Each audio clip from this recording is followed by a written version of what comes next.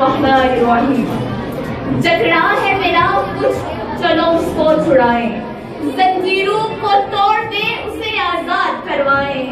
مغرب کے غلاموں کے اسیر ہو نہ ڈرو تم, مغرب کے غلاموں کے اسیر ہو نہ ڈرو تم, اب توڑ دو آسائے فقیر ہو نہ ڈرو تم.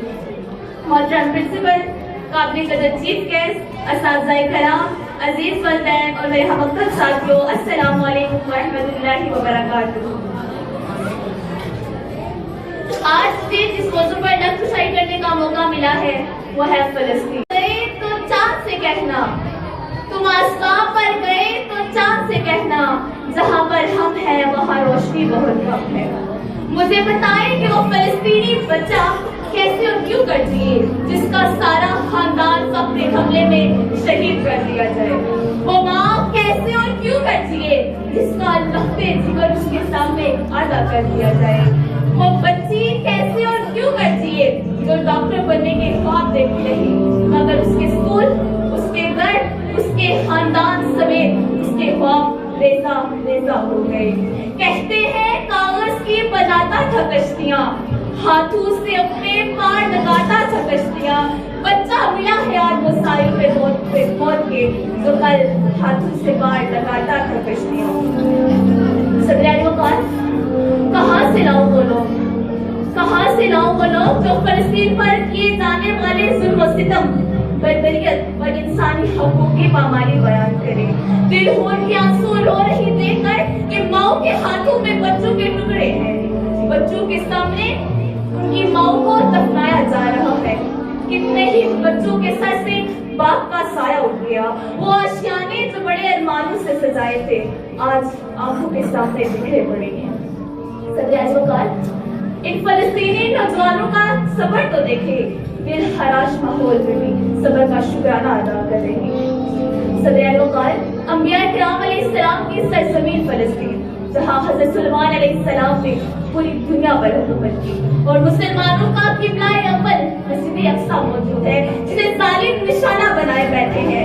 اور میں کس کس ظلم کو بیان کروں جو فلسطینی بچوں پر ڈھائے جا رہے ہیں. یہ چھوڑے میں کس کس کو بیان کروں گی اور کس کس طرح کا سناؤں گی. یہاں تو سبھی بکھرا پڑا ہے, بچے یہ لکھتے ہوئے چلے جاتے ہیں.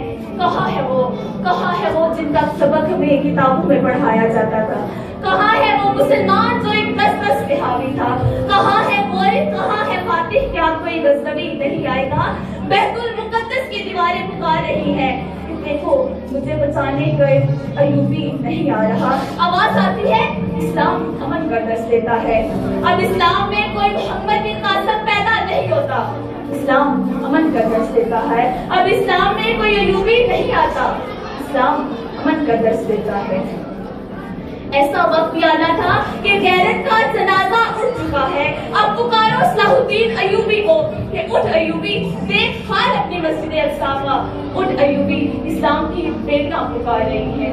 تلواریں بیچ کر مسلح خرید لیے تم نے, بیٹیاں لٹتی رہی اور تم دعائیں دیتے رہی. مگر افسوس کہ آج کل کا نوجوان کیا جانے کیا ہوتی ہے قربانی, کیا جانے کیا ہوتا ہے اپنوں کو کھونا. یہ فیشن کا دادا کیا جانے کہ ان کے آباء و اجداد گھوڑوں کی نگی پیٹھوں پر بیٹھ کر ملک فتح کر لیتے ہیں. پوری دنیا کے حکمران مگر سادہ الفاظ. مگر تم تو وہ مرد مومن ہی نہیں جس کے بارے میں اقبال لکھتے ہیں کہ اس کے کوئی اندازہ کر سکتا ہے اس کے زور بازو کا. نگاہ مرد مومن سے بدل جاتی ہیں تقدیریں. سو میرا سب سے سوال ہے کہ آپ نے فلسطین کے لیے کیا کیا. آپ نے فلسطین کے لیے نعرے لگانے سارے سوچ کے علاوہ کیا کیا. حکومت کو چھوڑے, حکومت اللہ بھیجے کہ ہم اللہ اکبر کا نعرہ لگائیں گے. آپ نے آج تک فلسطین کے لیے کیا کیا. کیا آپ نے اسرائیل کا بائیکاٹ کر دیا. کیا ابھی تک اسرائیلی کمپنیوں کی چیزیں آپ کے گھروں میں آتی ہیں.